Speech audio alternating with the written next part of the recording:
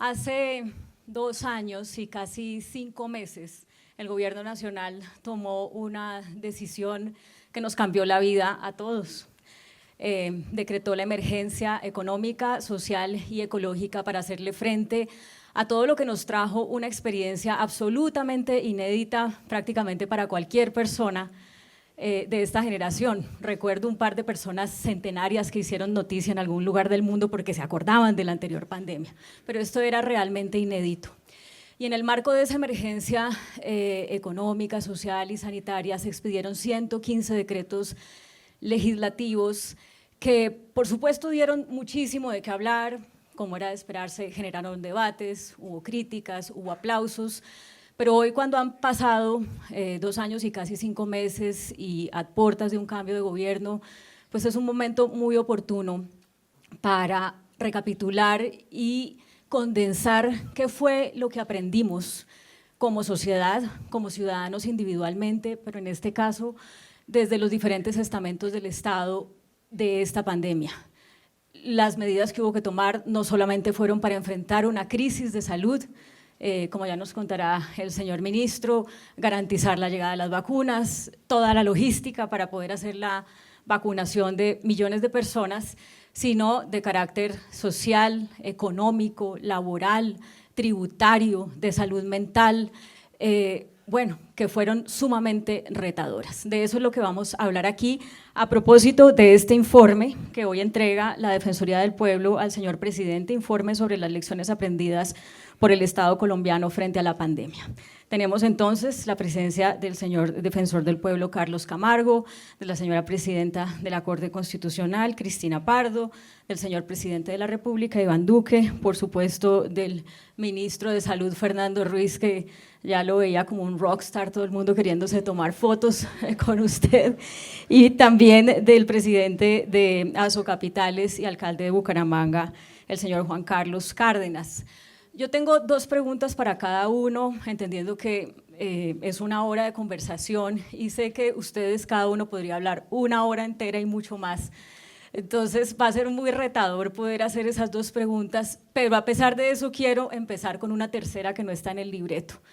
Y esa tercera es que nos compartan el momento, anecdóticamente, el momento que fue más retador desde cada uno de sus cargos, que los atravesó emocionalmente, porque esto, entendámoslo todos, sé que lo sabemos, pero lo quiero resaltar, no es una cuestión de simplemente políticas públicas, esto nos atravesó a todos como seres humanos, nos afectó emocionalmente y yo estoy segura de que cada uno de ustedes en sus respectivos roles se encontró con cómo esa carga emocional afectaba su toma de decisiones.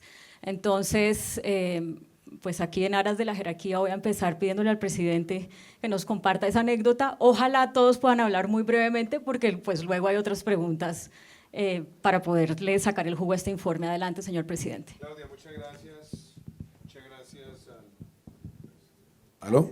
Muchas gracias, Claudia. Muchas gracias al señor defensor, a Carlos Camargo, señora presidenta de la Corte Constitucional, ministro Fernando, apreciado alcalde Juan Carlos. Un saludo también a los miembros del gabinete, a los magistrados, a los exministros. Casi que con este auditorio podría hacer uno lo que hacía Enrique García, el presidente de la CAF, que decía gracias a los exministros, a los ministros y a los futuros ministros y cubre uno todo el auditorio. Entonces, dicho eso, a ver, a mí me parece que sistematizar todo lo que pasó es muy importante, pero hay 2 anécdotas que yo quisiera guardar. Una, y yo creo que ojalá no se repita, porque esto es lecciones aprendidas. La parte más difícil, lidiar con la posverdad. La posverdad para el manejo de una pandemia es muy complicada en un mundo donde las redes sociales, las tendencias, los hashtags y todo pueden ser terribles y había mucha desinformación. Yo nunca había visto tantos epidemiólogos en el Congreso de la República como vi en ese momento. Nunca había visto tantos epidemiólogos en los formadores de opinión y era muy difícil para la capacidad del Ministerio de Salud, para el Instituto Nacional de Salud, enfrentar tantas mentiras, tantas cosas que se decían sin sustento. Y yo creo que ese fue el reto más complejo, que en eso logramos hacer algo muy valioso con el ministro Fernando y fue siempre tomar decisiones basadas en la ciencia. Esa fue la primera decisión. Aquí nada es por política. Esto es con la ciencia en la mano. Eso fue muy importante. Segundo, el día de decretar el aislamiento preventivo obligatorio para mí fue el día más difícil de todos.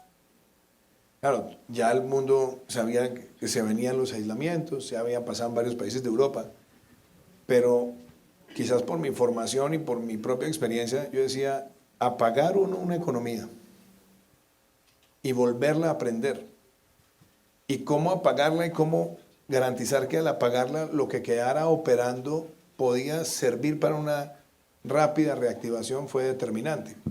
Yo todavía me acuerdo que nosotros dejamos el 41% de la economía funcionando. Y había personas que criticaban eso. Nos decían, eso hay que apagarla toda. Y nosotros dijimos, no, vamos a hacer políticas de bioseguridad, vamos a llevar ese proceso. Y eso nos permitió a nosotros, el primer aislamiento, hacerlo de 19 días, ir recuperando rápidamente, de manera que en julio, cuando estaba ya compromiso por Colombia puesto en marcha, nosotros nos tardó 6 meses salir de la recesión, cuando el promedio de los países de América Latina les tardó 12 meses. Entonces, eso nos permitió salir rápidamente. Y en lo personal hay un momento muy doloroso, que es la muerte de Carlos Holmes Trujillo. Porque nos tocó la puerta. Y a veces de pronto no se habla de esto. Carlos Correa, nuestro ministro de Ambiente que está acá, perdió a su mamá. La doctora Karen Abudinen, que era la ministra de STICS, perdió a su mamá. Muchos compañeros perdieron a sus papás, viceministros nuestros. Entonces, ver ese drama de tener que estar tomando las decisiones de política pública al mismo tiempo en que hay tanto dolor emocional y saber que esto tiene que tocar vidas y reaccionar, también yo lo citaría como una de las anécdotas. Y un día de mucha felicidad, que también nos pasó, de nuevo, la posverdad. No hay vacunas, no las han comprado, no hablan inglés. Todo lo que se dijo durante semanas enteras.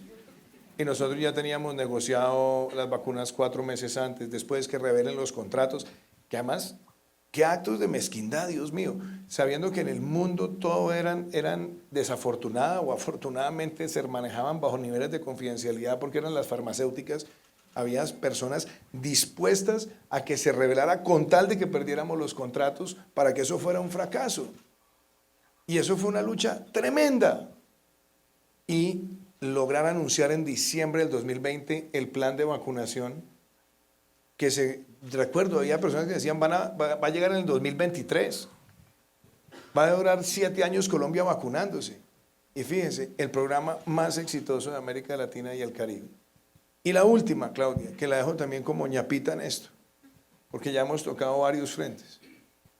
Ese día el anuncio fue muy valioso, pero el día en que nosotros, en plena pandemia, logramos ver la reactivación económica acelerarse, que fue todo ese 2021, también espectacular desde el punto de vista de ver que las decisiones se habían tomado eran las correctas.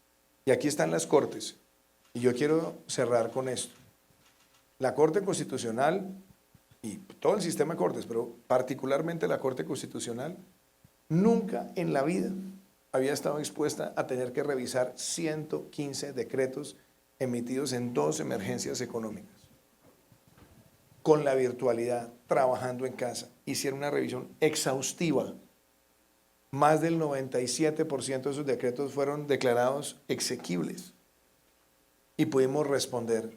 Y yo simplemente lo cierro diciendo, respondimos a la peor crisis de nuestra historia con las herramientas que nos dio la Constitución y con una Corte Constitucional que supo en la colaboración armónica y la separación de poderes decir adelante.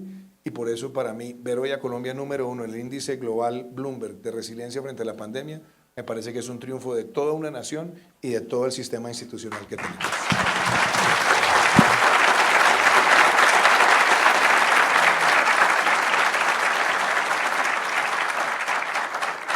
Pues el público se me adelantó al aplauso que yo quería pedir porque desde luego no soy epidemióloga y no me corresponde evaluar en ninguna medida que tan bien o mal estuvo manejada la pandemia, pero yo creo que es evidente que el esfuerzo del Estado fue responsable y comprometido y pues ante semejantes circunstancias lo más posible respondiendo lo más a tiempo posible a tantas dificultades al mismo tiempo. Entonces, por eso, bueno, se me adelantaron al aplauso que yo quería pedirle. Ministro, en el caso suyo, ¿cuál fue ese momento que más lo atravesó emocionalmente cuando estaba tratando de tomar una decisión desde su cartera? Presidente, ya casi no me deja pasado nada que decir, pero voy a tratar de improvisar un poco frente a estos temas. Como cuando en el programa de prevención y acción daba el mensaje a todos los colombianos de todo, me decía ahora el ministro amplía, y yo quedaba diciendo ya lo dijo todo, ya que necesitamos ampliar. Entonces, muchos momentos difíciles y duros, yo diría, coincido con el presidente, ese momento en que nos sentamos los dos con Marta Ospina y tomamos la decisión, o él tomó la decisión del aislamiento preventivo obligatorio, nosotros le dijimos, presidente, toca hacerlo. Pero de mi parte, obviamente, con mucha inquietud, porque esto era algo inédito que estábamos recomendando, pero que nadie tiene un manual de cómo hacer esto y por qué y en qué momento tomar la decisión. Ese momento muy duro, muy significativo, muy especial, yo creo que es un momento que quedará en la historia de Colombia, en esa imagen donde está el presidente haciendo el anuncio, nosotros detrás y los gremios de médicos atrás planteándolo, un momento de mucha emoción y de mi parte personalmente de un gran miedo de lo que se venía y lo que estaba enfrentando, y como que por primera vez le vi la cara a lo que realmente iba a significar esto para nosotros como gobierno y en mi caso particular como ministro. Momentos duros. Cuando llegamos a Leticia, estábamos en esa crisis, en un hospital lleno de problemas, con una unidad de oxígeno absolutamente decrépita, con unas limitaciones muy grandes porque había un acaparamiento mundial de elementos de protección personal y mis médicos, nuestras enfermeras estaban realmente desprotegidos y tuvimos que tomar y hacer todo ese operativo, casi un puente aéreo, con el apoyo de las Fuerzas Armadas, que la verdad, el apoyo de las Fuerzas Armadas ha sido inmenso, para poder traer gente a Bogotá y poder tenerlos acá y atenderlos acá como se debía atender. Hace un mes y medio estuve en Leticia y ustedes vieron ese hospital cómo está de diferente. Infraestructura mejorada, unidad de oxígeno completamente nueva, la gente protegida. Realmente, en medio de la crisis, estos momentos duros nos dieron muchas cosas buenas también. Momento difícil, un 23 de enero que el presidente, teníamos ya los contratos, las negociaciones con las empresas, 23 de enero de 2020, que tenemos ya con las empresas contratadas. Colombia tomó la decisión de hacer una aproximación de portafolio y tener varias vacunas, 5 vacunas por lo menos disponibles, pero todavía estábamos en el tema logístico de cuándo nos llegaba la vacuna, en qué momento nos llegaba, y todos esos cronogramas siempre estaban sujetos a cientos de países que estaban detrás de las mismas condiciones. Me dice el presidente, Fernando, ponga una fecha. Yo dije, presidente, el 20 de enero. 20 de enero tenemos que tener la vacuna. Y teníamos plan A, plan B y plan C. Que 3 días antes nos llegaran vacunas de Pfizer, 2 días antes de Sinovac y otras vacunas de COVAX nos llegaran en el momento. Yo creo que ese es un momento muy duro porque estábamos luchando contra, como decía el presidente, mucha gente que decía que no éramos capaces, que no íbamos a poder hacerlo, pero demostramos que este país sí lo podía. Gracias, ministro. El presidente debe tomar una llamada, pero me alcanzó a decir que ya regresa.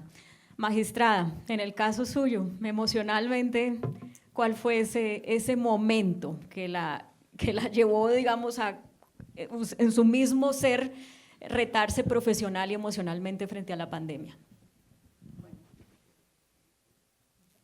Apenas empiece a hablar, se lo activan. ¿Aló? Bueno, pues yo creo que para la Corte fue muy duro, y para todos los que trabajamos en ella, fue muy duro tener que suspender la recepción de expedientes de tutela.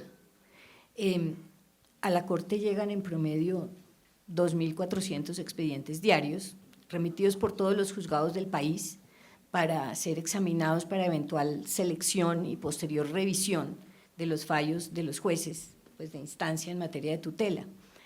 Todo eso llegaba en físico, en bultos de 472, en bultos llenos de expedientes que se recibían así en la Corte y se revisaban ahí, pues en el Palacio en físico. Y pues todo eso hubo que suspenderlo. Hubo que suspenderlo de un momento a otro porque era imposible, pues, con la cuarentena y con los riesgos de salud, seguir haciéndolo. Y pues eso es muy duro. La Corte pues tiene básicamente dos funciones, la del control abstracto de constitucionalidad y la del control concreto que llamamos nosotros, que es la revisión de las acciones de tutela. Y pues trabajar en la Corte es muy especial. Es un trabajo con el que muchos juristas se sueñan y pues que yo le agradezco a Dios de poder ejercer, porque es un trabajo en el que uno cada día pone un granito de arena para devolverle a alguien un derecho desconocido, para devolverle la dignidad, y uno siente pues que así granito a granito pues está cambiando en algo la realidad, está transformando, pues logrando una Colombia más justa. Entonces, digamos, administrar justicia en materia de tutela tiene como una recompensa moral, de sentir uno que está haciendo algo que creo yo que se puede parecer a curar a un enfermo, algo así, ministro tal vez lo entienda, pero pues suspender eso, y tocó suspenderlo por 2 meses completamente, es decir, en 2 meses la Corte no pudo recibir expedientes de tutela. Finalmente, pues este fue un reto grandísimo, esto se dio durante la presidencia del doctor Rojas aquí presente.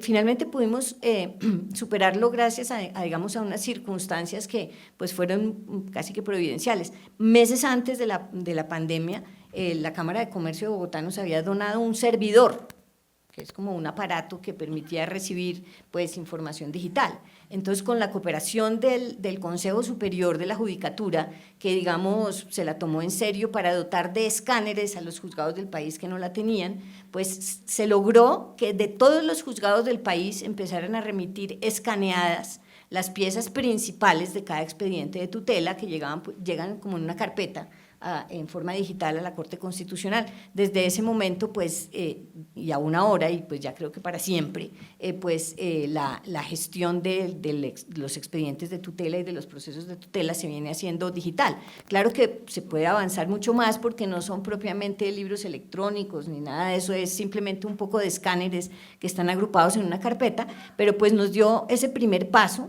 Empezamos a operar digitalmente, empezamos pues a vencer la resistencia al cambio y hoy en día pues todo el proceso de tutela se hace por esa vía, gracias a ese servidor y gracias a ese reto que tuvimos que superar. El proceso de constitucionalidad sí ya estaba digitalizado desde antes, existía la posibilidad de poner las demandas de constitucionalidad en forma pues presencial y en físico o de hacerlo ya por internet y la Corte ya lo había implementado. Entonces, en materia de constitucionalidad no fue tan dramático, pero en materia de tutela fue realmente un reto difícil de superar. A los 2 meses logramos empezar a recibir otra vez y seguir pues trabajando en esa bonita labor que cumple la Corte Constitucional. Muchas gracias, magistrado. Permítame, defensor, darle primero la palabra al presidente de Asocapitales y alcalde de Bucaramanga, ya que usted también es nuestro anfitrión, le voy a dar la palabra de último, para que por favor nos diga también cuál fue ese momento más retador emocionalmente y sobre todo, pienso yo, que estando desde una región donde la idiosincrasia de la gente, donde obviamente es diferente a lo que los medios solemos reportar, lo que es Colombia, ¿no? Que somos muy centralistas al hablar de qué es este país, seguramente añadió unos retos adicionales a los gobernantes locales que no mostramos suficientemente a nivel nacional. ¿Cuál es la anécdota que usted nos quiere compartir? Claudia, gracias. Y Primero saludar a nuestro presidente. Presidente, muchas gracias por ese liderazgo que usted realmente ejerció en este proceso y me siento muy orgulloso realmente de haber participado como equipo con usted y los ministros. Nuestro defensor Carlos, que también siempre estuvo en los territorios buscando garantizar los derechos de todo. Magistrada, felicitarla porque definitivamente todas las cortes, gran esfuerzo. Y cuando le escuché, Claudia, esa pregunta, usted me pegó una enredada horrible, porque la verdad es que los alcaldes y alcaldesas nos tocó una situación muy particular, presidente, lo hablamos muchas veces, ¿no? Ustedes ya venían con un periodo de gobierno, con una dinámica, y nosotros llegando prácticamente elegidos y haciendo el plan de desarrollo. El plan de desarrollo, pues obviamente todo el proceso de socialización, y aparece la pandemia, aparece la emergencia, y nos toca empezar a construir un plan de acción, que fue uno de los lineamientos que nos pidieron a los mandatarios locales y departamentales, es decir, bueno, ¿qué vamos a hacer? Y cuando empezamos a decir los equipos de gobierno, bueno, ¿y cómo así? Estamos en plan de desarrollo y ahora un plan de acción sin saber, o sea, sin manual, sin libreto. La verdad, quedamos empanicados, o sea, nos llenamos un poco así de preocupación y decimos, bueno, ¿cómo es todo esto? ¿Cuánto tiempo va a ser ese plan de acción? Ministro, ¿cuánto tiempo iba a ser la pandemia? Nadie tenía una fecha. Algunos empezaron a decir que había que hacerlo para 3 meses. Nosotros en Bucaramanga particularmente nos atrevimos a hacerlo para 6 meses y nos dijeron, no, están locos, porque eso había que ponerle metas, había que ponerle recursos, componente de salud, competencia de ayudas humanitarias, componente de reactivación económica, habían 3 líneas y eso la verdad fue un momento crítico para nosotros los mandatarios y en mi caso particular lo fue porque obviamente significaba un doble esfuerzo. Y además, entendiendo la dinámica, presidente, nos llegaban todos los días decretos, ¿no? O sea, hablamos acá de 115 y todos los días un decreto, y siempre nos acostamos y ¿cuál va a ser el decreto mañana? Pero era la dinámica que había que abordar y obviamente ahí hubo momentos fuertes de estrés, pero yo diría, Claudia, que no hubo un momento en particular, por ejemplo, cuando tuvimos que salir con las ayudas humanitarias. Problema de todo el mundo encerrado, todo el mundo sin empleo, todo el mundo esperando garantizar su seguridad alimentaria y salíamos con todo el equipo de gobierno porque tomamos esa decisión, ir a la calle, poner la cara, decir aquí estamos, darles un parte de tranquilidad y llegábamos a casas donde supuestamente teníamos una información básica inicial de una familia y encontrábamos 4 familias y entonces llegábamos, salíamos todas las mañanas con un grupo, digamos, de mercados y no eran suficientes y llegaba uno al despacho con esa preocupación y ese dolor y me decía, ¿y esto hasta dónde va? Ahí yo creo que todos los alcaldes pasamos por esa gran preocupación. Eso fue un momento bastante complicado. Pero en lo personal el más difícil, el presidente lo dijo, muchos tuvimos pérdidas familiares, perdí mi hermano, perdí uno de mis hermanos, acá en Bogotá, yo estaba en Bucaramanga, y fue tan rápido el deterioro de su salud que yo en algún momento quise llevarlo a Bucaramanga, supuestamente ministro allá con Víctor Castillo, y para poderle prestar el mejor servicio, y fue imposible. Y tuve la pérdida de mi hermano acá en Bogotá, yo en Bucaramanga sin tener ninguna posibilidad de hacer mayor cosa. Durísimo, durísimo. Pero había que, pues, tener toda la fuerza, y yo diría, como decimos nosotros los santandereanos, la berraquera para afrontar esto, y un tema que también me marcó mucho. Cuando tuvimos que cerrar sectores económicos, los más afectados, por ejemplo, el sector gastronómico, los restaurantes, y en el despacho, hablándole a todo el sector, hubo un dueño que llegó y con lágrimas en los ojos me dice, alcalde, si toca cerrar, pues no hay nada que hacer, perderé mi empresa, pero si eso es para el bien colectivo, pues habrá que hacerlo y después miraremos cómo lo hacemos. Hoy el sector está disparado porque hay que contar, claro, esas partes difíciles que vivimos, pero también la parte buena de la historia. Con todo el esfuerzo que hicimos de vacunación, presidente, ministro, todos, hoy por ejemplo, ya hemos recuperado los puestos de trabajo. Bucaramanga hoy está en un dígito en las tasas de desempleo. El sector gastronómico está disparado. ¿Por qué? Porque tuvimos también disciplina institucional. Trabajamos coordinados con el gobierno nacional, presidente, con el gobernador, con las fuerzas militares, todo el mundo trabajando coordinado, y esa institucionalidad, presidente, eso hay que seguirlo contando porque definitivamente tenemos que aprender de esta situación tan difícil.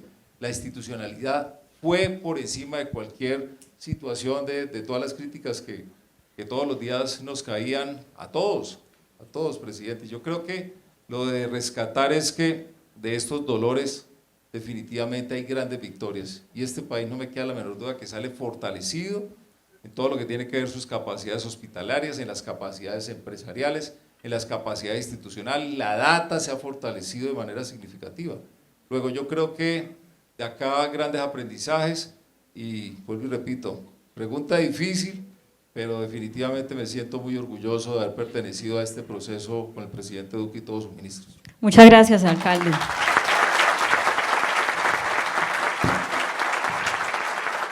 Antes de darle la palabra al señor defensor, nuestro anfitrión, para que además también haga entrega formal del informe al señor presidente, yo quiero agradecerles a quienes han participado hasta ahora, porque reconocer ese sufrimiento humano, esas emociones humanas, cuando se tiene un cargo de tanta responsabilidad, pues me parece que es valiente.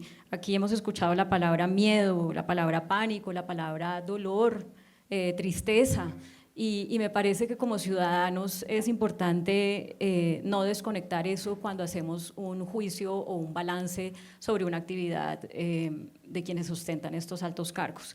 Defensor, esas banderas rojas que todos vimos, seguramente ustedes por su labor en la Defensoría, pues no, obviamente no solo las vieron por televisión, sino que las vivieron de una manera mucho más cercana.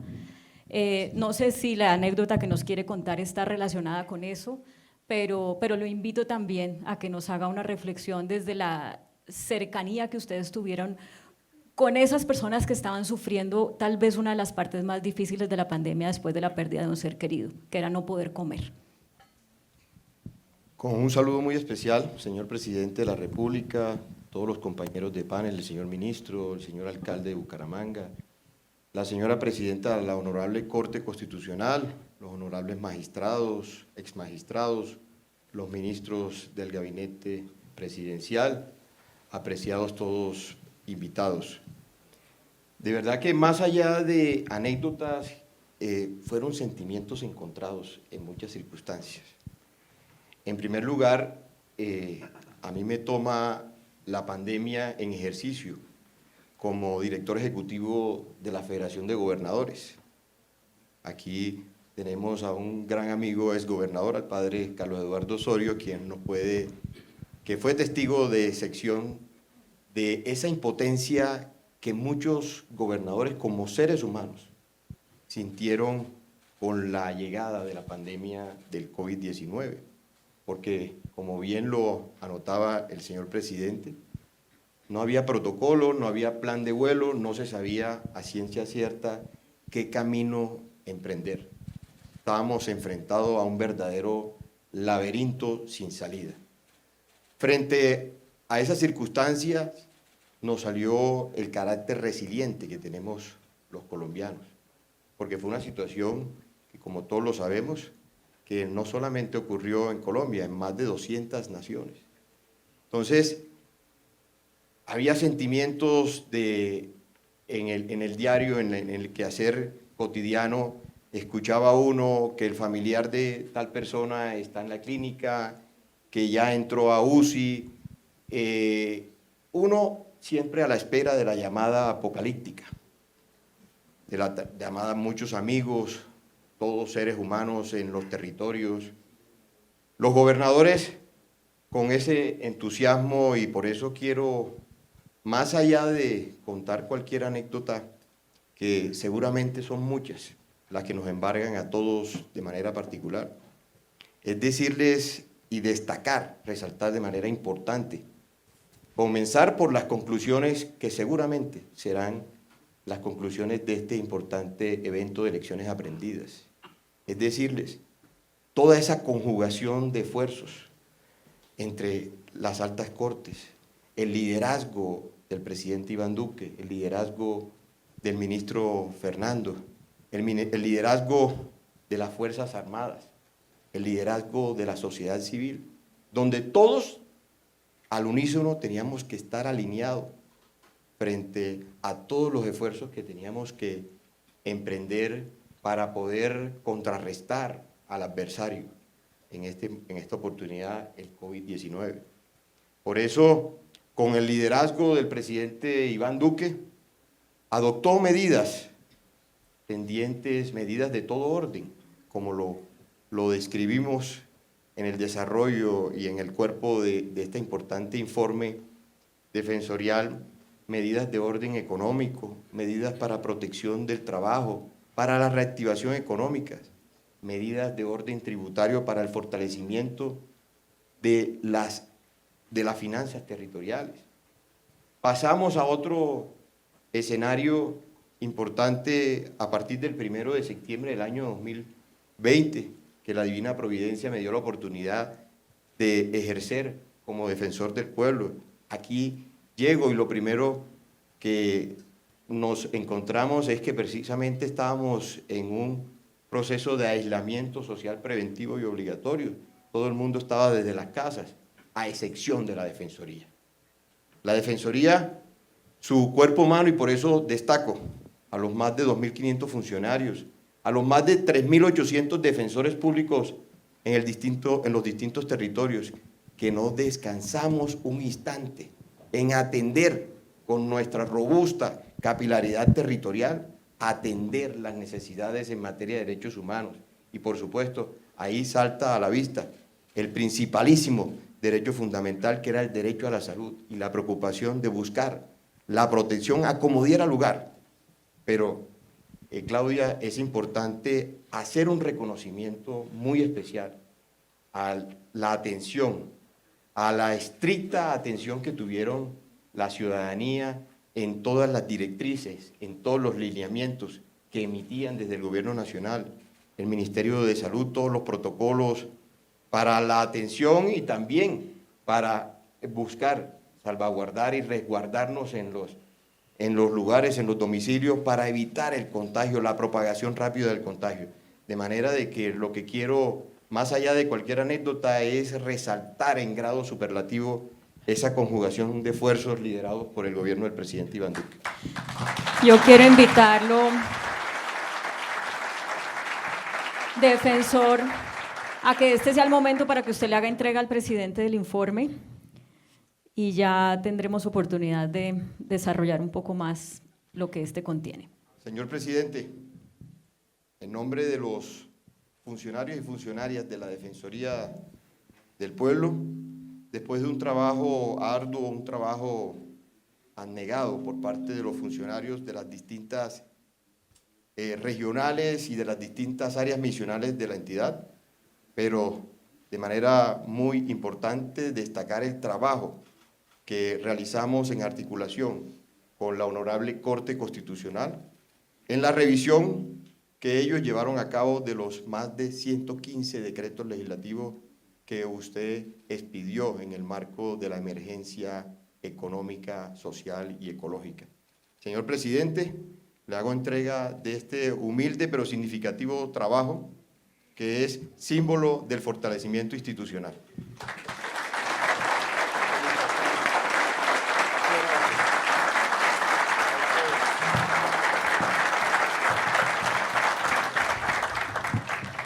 Bueno, yo agradezco que en la primera respuesta que dieron todos los panelistas ya han respondido algunas de las cosas que seguramente iban a responder en las preguntas que estaban previstas. Por eso voy a romper totalmente el libreto para hacer una segunda y última ronda y decirles y pedirles más bien que nos digan de estas lecciones aprendidas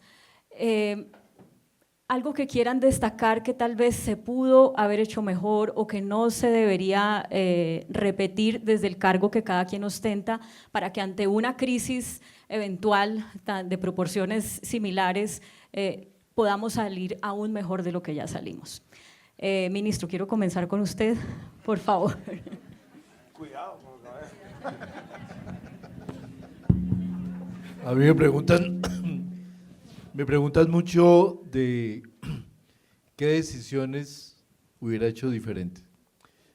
Y yo veo que son varias, indudablemente. Siempre mirar hacia atrás es muy fácil. En el momento en que uno está tomando decisiones, las cosas son mucho más difíciles. Por ejemplo, el uso del tapabocas restringido que hicimos al principio solo para las personas que estaban o enfermas o cuidando a un enfermo. Realmente después se evidenció que era mucho mejor utilizar el tapabocas completamente desde el inicio y habernos protegido. Probablemente eso había reducido de alguna manera el impacto. La misma emergencia sanitaria fue de orden nacional. El tiempo nos demostró que a los municipios más dispersos llegó mucho después. Entonces, realmente podría uno haber pensado en hacer algo un poquito más limitado, fraccionado, buscando no restringir algunos municipios que realmente no tenían un riesgo tan alto, por las mismas condiciones de los municipios. Tercer punto que también me parece importante es, y que todavía por ahí hay un pequeño ruido a veces que surge, vacunar rápido. Nos matamos aquí muchos países del mundo, entre ellos Colombia, tratando de vacunar lo más rápido posible, primera y segunda dosis. Y resulta que después de un tiempo, al segundo o tercer mes del programa de vacunación, mostramos la evidencia científica, incluso la compartimos con el presidente y pensamos, ¿sabe qué? La segunda dosis no debe ir inmediatamente 28 días después porque se nos baja la inmunidad. Y quedó absolutamente demostrado que países como Chile o Ecuador, como Chile o Israel, que vacunaron rapidísimo las 2 dosis, a los 4 meses estaban caídos de manera muy importante en la protección. Por eso hay personas que todavía hacen este tipo de planteamientos que realmente hoy son bizarros porque no tienen evidencia científica.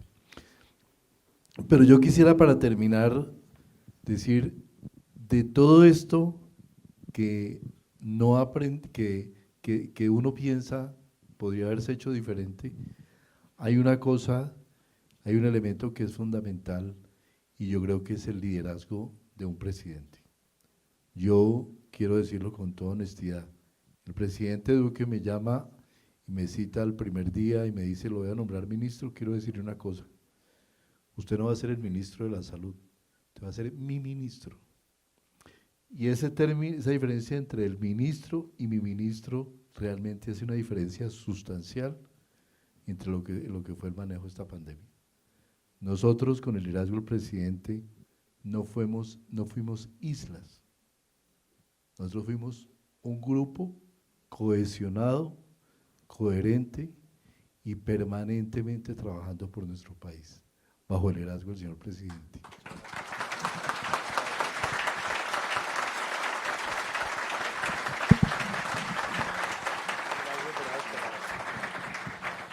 Si usted me permite darle la palabra de último para que cierre y recoja todo esto, preferiría ahorita darle la palabra a la magistrada Cristina Pardo también para que nos hable desde su rol, cosas por hacer mejor, cosas por no repetir. Bueno, la Corte, el gobierno expidió 115 decretos y la Corte expidió 115 sentencias correspondientes. De esos decretos, 7 fueron declarados inexequibles, muy pocos, 57 completamente exequibles, es decir, ajustados a la Constitución, y 51 tenían algún artículo declarado inexequible o exequible condicionadamente.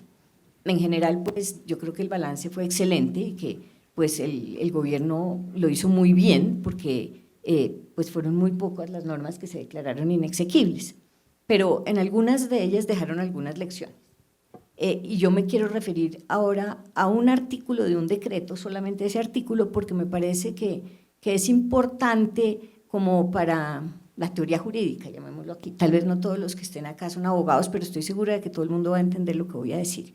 Ese era un artículo de un decreto, el de 491, que fue un decreto muy importante, que reguló la prestación del servicio público de manera virtual o digital por todos los funcionarios públicos de todas las ramas del poder público, de los órganos de control, de los organismos independientes, de los particulares que prestan servicios públicos, de los contratistas del Estado. O sea, un decreto importantísimo para el correcto funcionamiento del Estado. ese decreto tenía un artículo, el artículo 12, que fue declarado inconstitucional, y pues yo estoy segura además, señor presidente, que lo que ahí decía estaba dicho de la mejor buena voluntad y con la mejor intención, no lo dudo ni por un minuto, y lo mismo se lo digo al doctor Germán Quintero, secretario jurídico que está acá sentado, también estoy absolutamente segura de eso. Conozco además las afugias de ser un nuevo secretario jurídico en medio de una emergencia económica, sé que hay que expedir decretos en tiempo real para solucionar problemas gravísimos. A mí me tocó, por ejemplo, con la emergencia del fenómeno de la niña 2010-2011, que era una emergencia grave, pero que palidecía en gravedad comparado con la de la pandemia.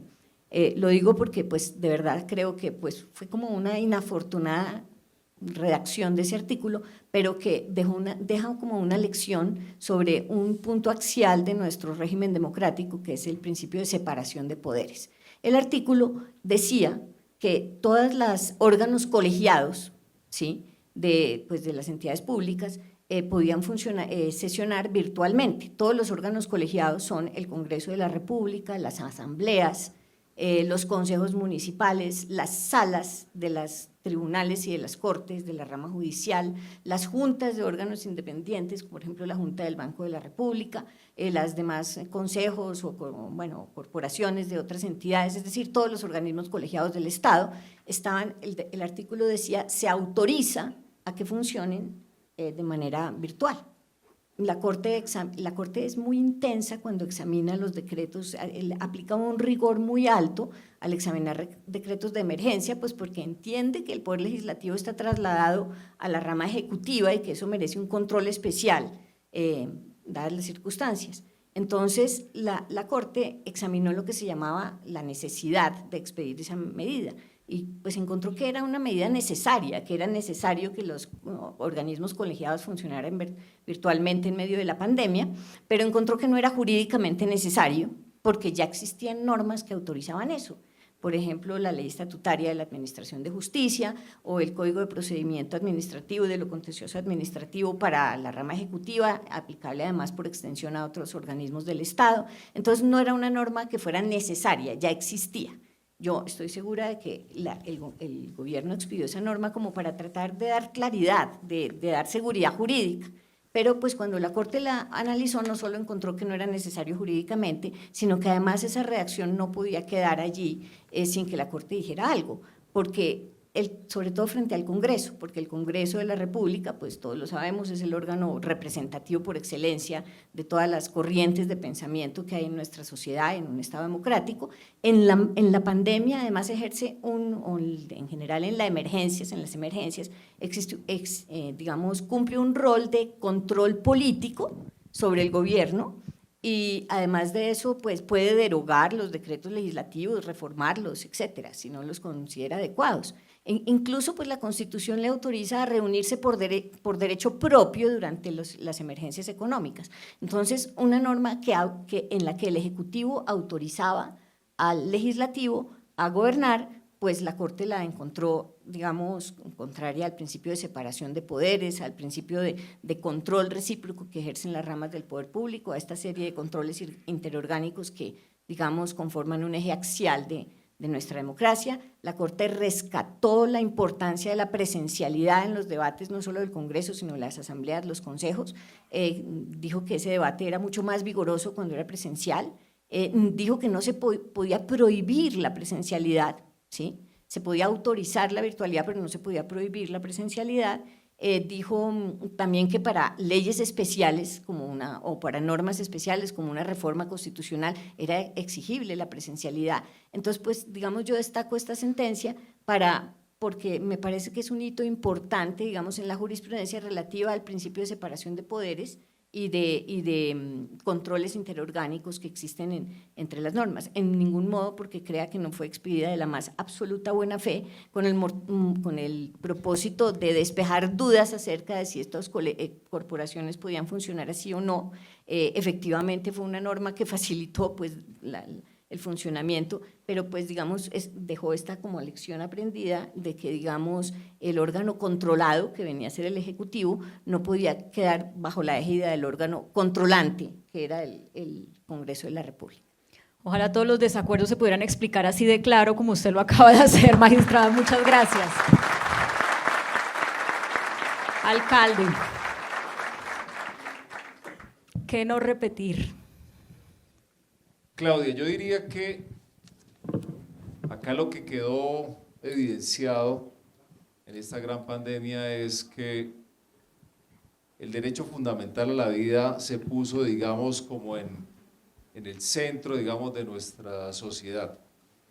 Porque además de la defensa del derecho a la vida, pues obviamente estábamos en la defensa de otros derechos, como el derecho a la movilidad, el derecho a la educación, a la recreación, una cantidad de derechos que tuvimos que de alguna manera que pilotear en el tiempo.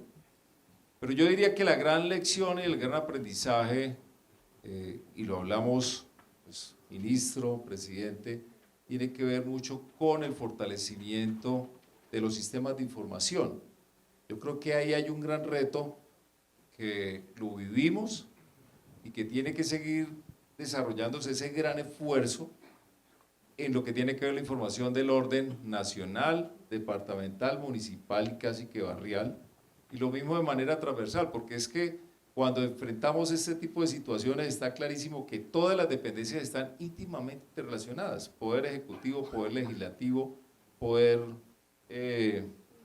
judicial, todos definitivamente hacemos parte de un solo ecosistema y yo creo que ahí es donde realmente hicimos avances muy importantes, sin duda. Todo lo que fue el tema de ayudas humanitarias, con planeación nacional, con DPS, con la Secretaría de cómo hacíamos para no repetir esfuerzos y recursos, porque los recursos nuestros finalmente eran muy limitados. Entonces, ese gran esfuerzo de manejo de recursos, de toma de decisiones, definitivamente tienen que avanzar y creo que es un mensaje, querido defensor, en que tenemos que de alguna manera seguir construyendo esa gran data. Aquí, presidente, usted tiene una iniciativa que yo reconozco y aplaudo, es el esfuerzo de la carpeta digital ciudadana. Ese tiene que ser un gran propósito, que no solamente a partir de los 18 años, desde que hay un colombiano que nace en nuestro territorio, tenemos que empezar a construir esa data de cuáles son las ayudas, cuáles son los logros, cuál es la parte educativa, cómo va la ficha en términos de salud. Luego yo diría, Claudia, en resumen, el gran tema, el gran aprendizaje, la información, los datos para tomar las mejores decisiones y poder hacer una mejor gestión pública. Muchas gracias, alcalde. Defensor, en el caso de ustedes. Claudia, yo quiero destacar en la dirección de lo que le hemos venido apostando desde la Defensoría del Pueblo, por supuesto, con la coadyuvancia del gobierno del presidente Iván Duque y, por supuesto, en articulación con las distintas ramas del poder público, pero en particular con la rama judicial, que es el proceso de modernización, de transformación de los sistemas de información y de comunicación. Por eso nosotros, dentro del proyecto, de los proyectos medulares que tenemos acá en la Defensoría, es el Centro de Analítica. Y eso, de manera, se ha sumado al tema del proceso del modelo de identificación digital de vulneración de derechos. Muchos se preguntarán, ¿y eso cómo se come, cómo lo podemos plantear?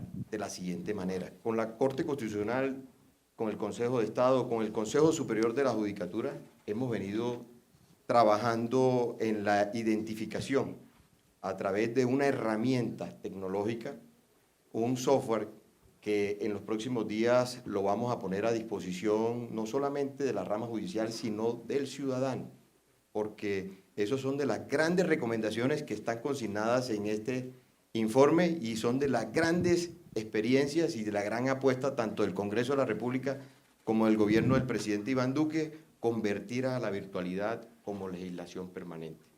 En ese sentido, quiero decirle que esa herramienta, que es el modelo de identificación de vulneración de derechos, que en tiempo real le van a suministrar con un carácter y un criterio también de georreferenciación, nos van a decir y nos van a indicar cuáles son las entidades más accionadas y cuáles son los derechos más accionados en los distintos territorios del país.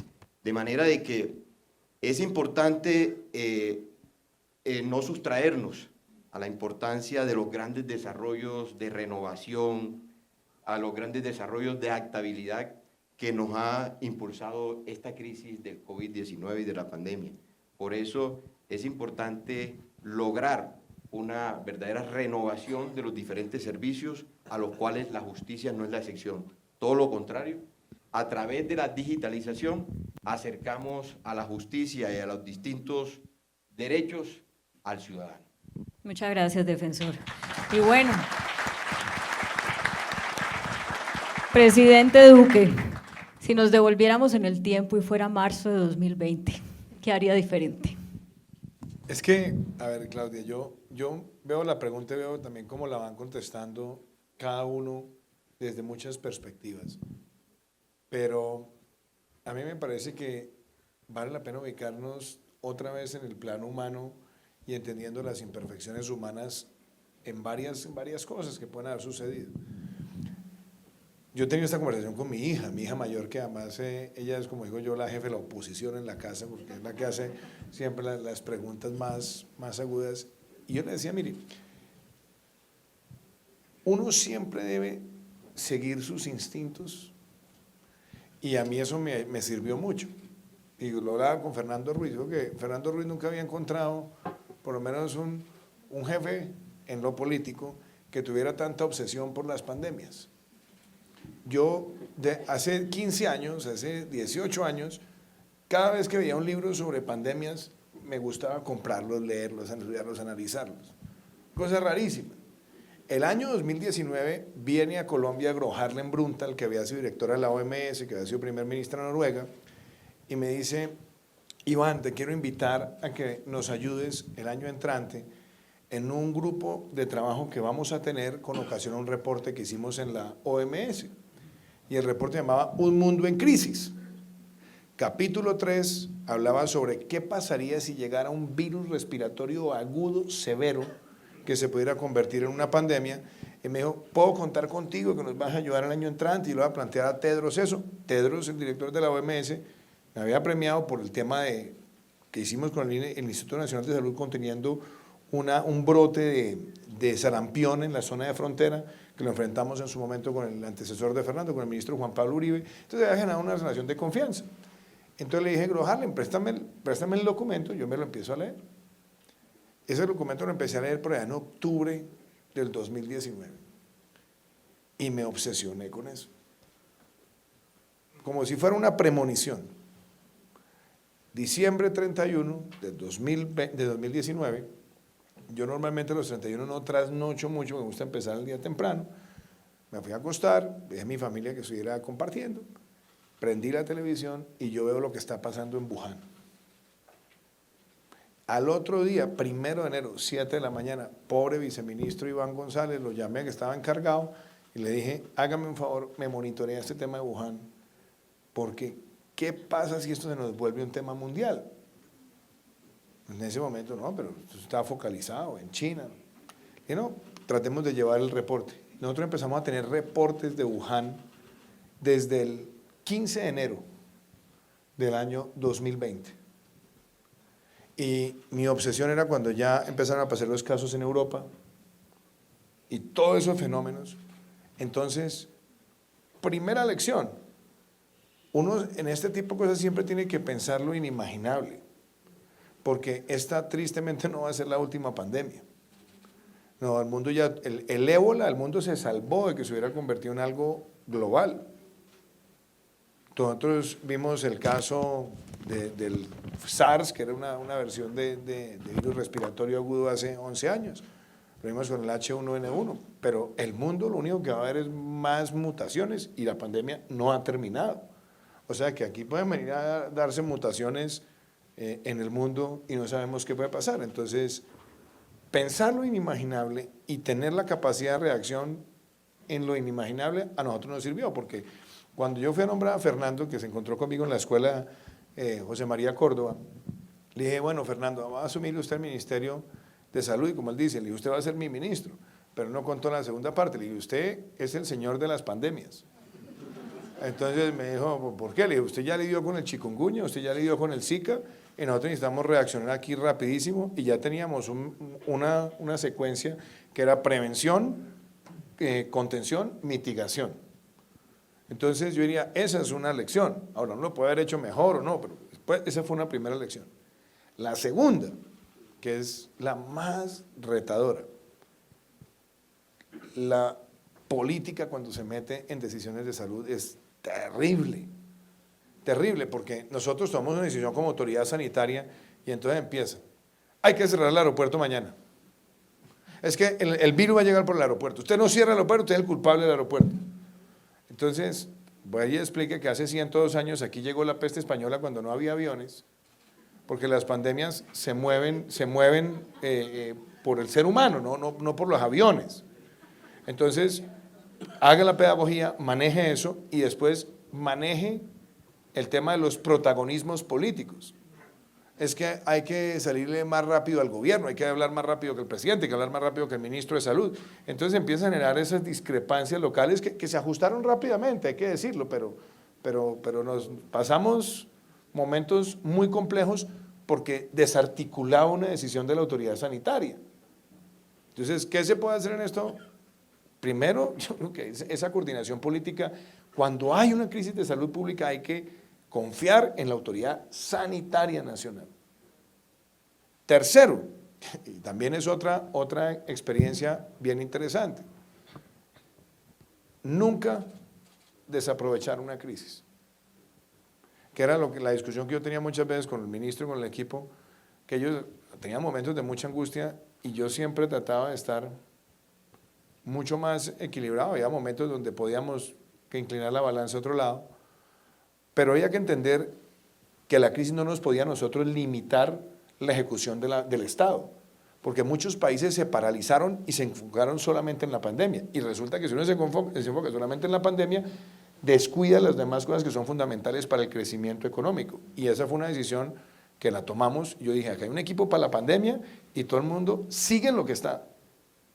Claro, tomando decisiones de decretos y normas y otra serie de cosas para enfrentar esto. Hicimos cosas que hoy digo, wow, o sea, ingreso solidario estuvo listo en 8 semanas.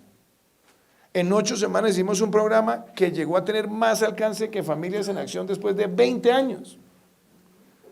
La devolución del IVA, el PAEF, la primera vez que en la historia de este país el Estado subsidia 40 o 50% de un salario mínimo legal mensual a 4 millones de trabajadores formales trabajando con el sector privado de manera articulada. Lo que se hizo con los sistemas de arriendo. Algo, por ejemplo, en Europa no hay PAE. En Europa todo el mundo se da por almorzado, desayunado y comido. Aquí nosotros tuvimos que cerrar el sistema de atención a la primera infancia y esos niños, la única comida que recibían o la comida más importante la da el Estado. Y tuvimos que llevar 22 millones de paquetes alimenticios a sus casas, pero expandirlo no solamente a los niños, sino al resto de la familia. Llevar el PAE a la casa, la logística de hacer eso es bárbaro. Bárbaro.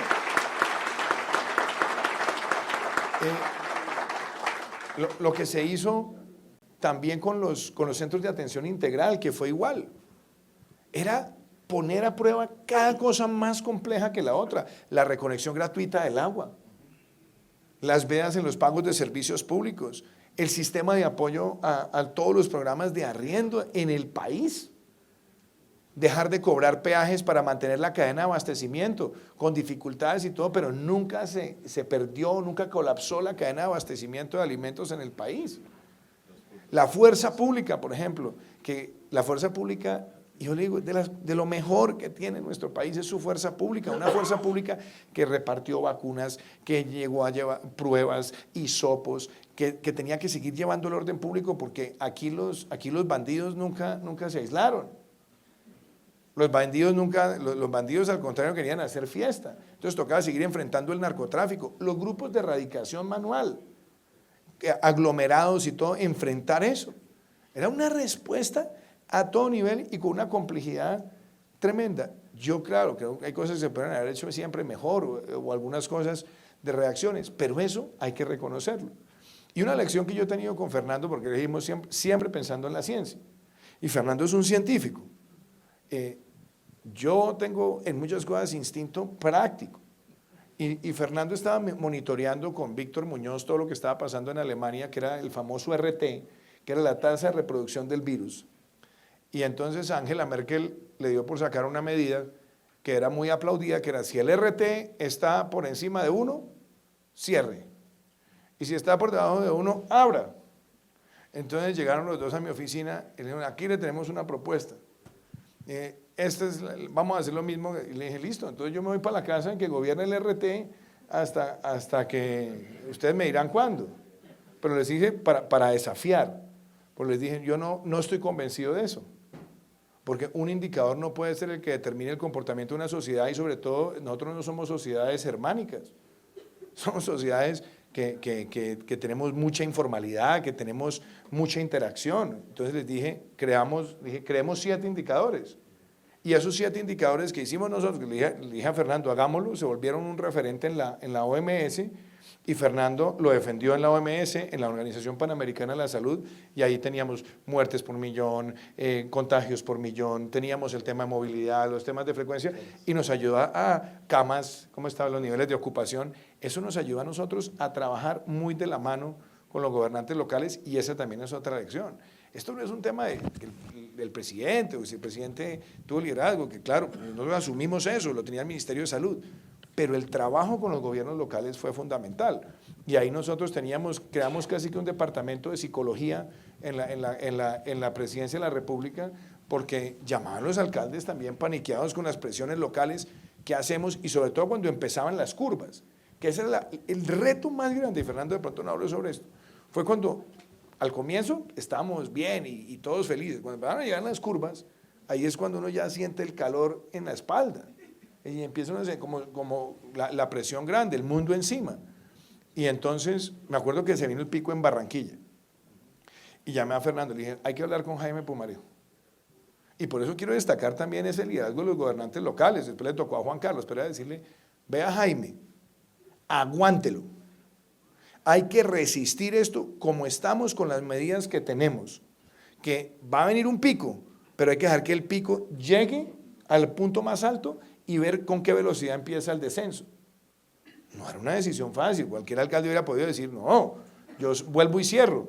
No, lo hicimos, y ese patrón de comportamiento en Barranquilla después nos sirvió en Leticia, después nos sirvió en Villavicencio, después nos sirvió en Bucaramanga, y ya había un tema referencial. También me parece que es algo que hay que tener. Y lo otro es las medidas, y pues yo no voy a, imagínense a Cristina, como la aprecio y la respeto, además si ya nos puso 4,5, yo no voy a pelear para que nos suba una décima, pero a lo que voy, y es verdad, nos tocó entender muchas cosas desde lo jurídico, y esa era una discusión. Aquí está el doctor Alberto Rojas, a quien también le quiero hacer un reconocimiento porque fue el presidente de la Corte durante todo ese proceso.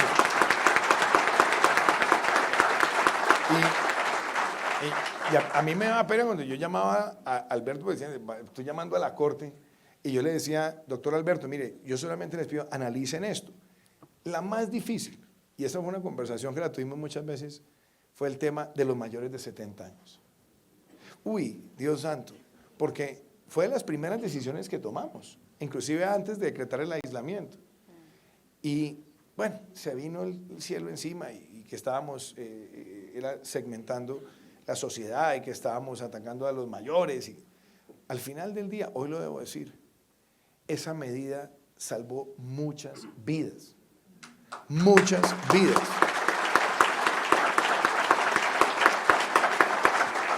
porque es donde tenemos más prevalencias de enfermedades cardiovasculares, donde tenemos más prevalencias de diabetes, donde tenemos todos unos comportamientos, y llevar eso fue complejísimo, sabiendo que jurídicamente, y este es un país que tiene una cultura jurídica muy compleja en esas materias, pues Fernando me decía, nos van a demandar. Y dije, bueno, listo, nos van a demandar, pero tratemos de que nos demanden cuando hayamos salvado la mayor cantidad de vidas. Y así lo fuimos llevando, y después vinieron las demandas. Claro, ya cuando la Corte se pronuncia ya cuando prácticamente estaba el país abierto en esto, Pero el criterio a partir del cual nosotros protegimos a los mayores de 70 años, curiosamente, también fue el criterio de la asignación de prioridad en el Plan Nacional de Vacunación.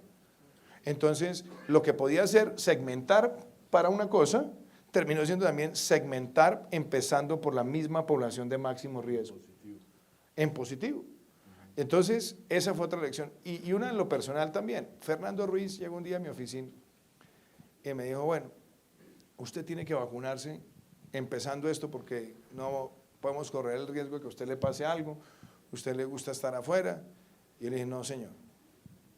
Luchamos 5 meses, 6 meses, pero esa es una cosa que también la guardo yo en lo personal. Contra el ministro de Salud, contra la autoridad sanitaria, pude decirle, y de verdad no me arrepiento de esto, yo veía los escándalos en varios países de América Latina. Yo tomé la decisión de ponerme la vacuna en el ciclo de mi grupo etario, después del colombiano número 14 millones. Si yo lo hubiera hecho distinto, hubiéramos tenido que manejar toda suerte de excepciones. Y yo creo que eso también nos ayudó a mantener ordenado los principios del Plan Nacional de Vacunación.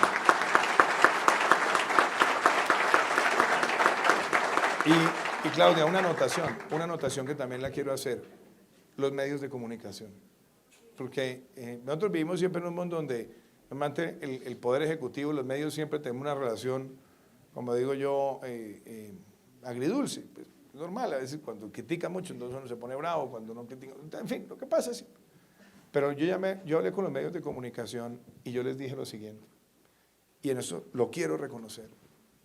Prevención y acción nunca hubiera sido posible como herramienta si no hubiéramos recibido un respaldo total de todas las programadoras, de decir, tenemos que hacer información diaria, por más tediosa, por más aburrida que se pueda, por lo que quieran. Es la única manera donde el gobierno está transmitiendo con los expertos, y nosotros tuvimos casi un año, tal vez se debió haber terminado antes, lo acepto, pero fue un programa que nos mantuvo la información centralizada, cuestionable, pero verificable, lo que se iba diciendo. Si alguien no creía, ahí tenía la discusión y teníamos a los expertos. Y cuando el BID y cuando la Organización Panamericana de la Salud nos dio el premio por haber mantenido esa información, nos dimos cuenta que ahí ese trabajo también con los medios, con el gobierno, con los gobernantes locales, fue especial. Y yo quiero también hacer un reconocimiento hoy a todo el personal de la salud de nuestro país, porque son héroes y heroínas.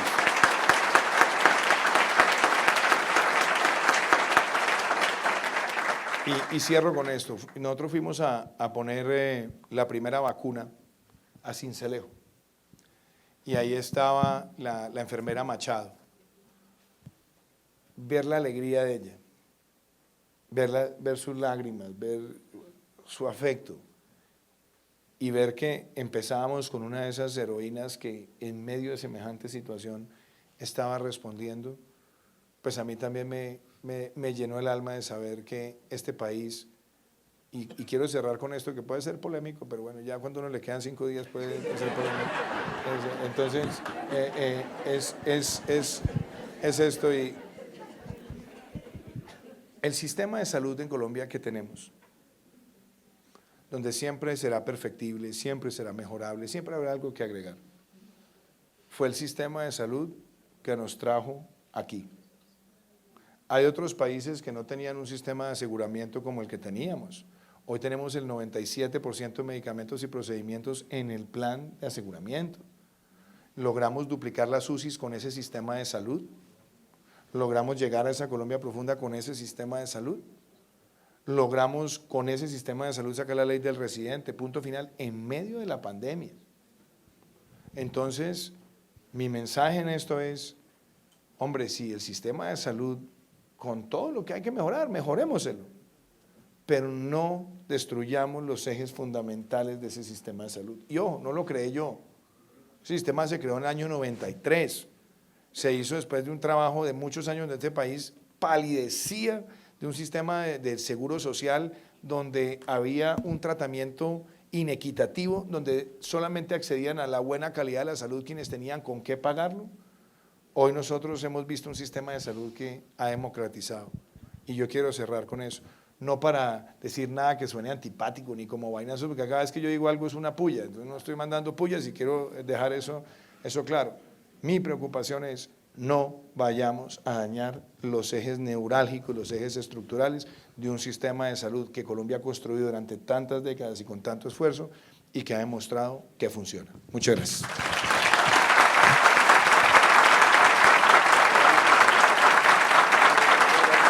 Pues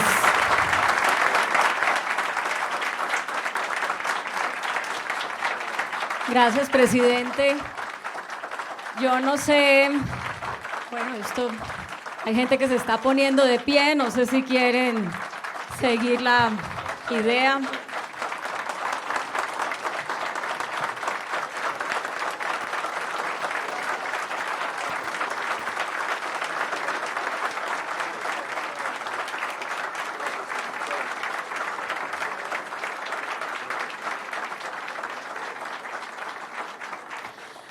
Bueno, yo no sé ustedes, pero a mí me ha parecido muy interesante y sobre todo muy enriquecedor para hacer una valoración quizá más tranquila y más justa de cómo nos desempeñamos como país durante algo que al mirarlo en perspectiva podemos ver la dimensión del reto, del horror que fue y que significó además para muchas familias en particular.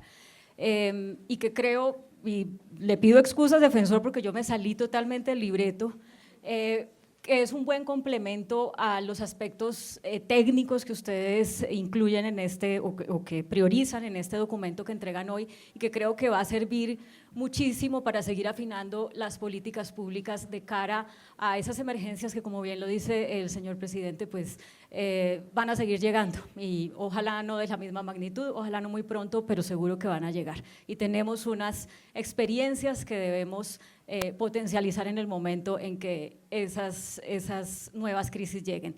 Así que muchísimas gracias, señor presidente, alcalde, ministro, magistrada, defensor, gracias por todo lo que nos han compartido y a ustedes, por supuesto, por su atención.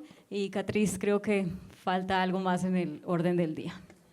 No, Claudia, solamente darle las gracias a ustedes, a nuestros distinguidos panelistas, a usted por su moderación, muchas gracias por acompañarnos y siempre sean bienvenidos a su casa, la Defensoría del Pueblo. Gracias, señor presidente. Oye, usted me deja contar una cosa rápida, pero simplemente por afecto además con la Defensoría. Este edificio fue inaugurado en plena pandemia. En plena pandemia. Terminamos esta obra y le dejamos esta nueva infraestructura a la Defensoría del Pueblo.